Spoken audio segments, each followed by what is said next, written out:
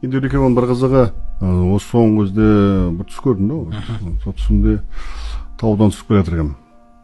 Бірақ та артында Бауыржан Әлиұлы келе жатыр да. Екі қолында екі қылыш бар да.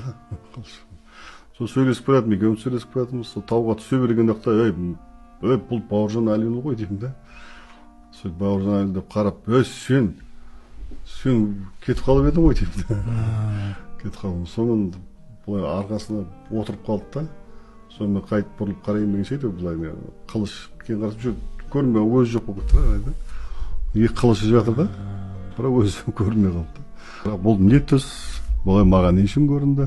Бірақ анық көрдім да, кәдімгі екеуміз сөйлесіп келатым, сол баяғы әзілі, сол баяғы несі саңқылдап өзінің жаңағы әзілдерін айтып, әңгімесін айтып сөйтіп келе жатыр да.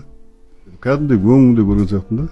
Сөйтіп қарап қалсам, сол қылышы қалды да, сөйтіп өзі жоқ болып кетті да, қарасам.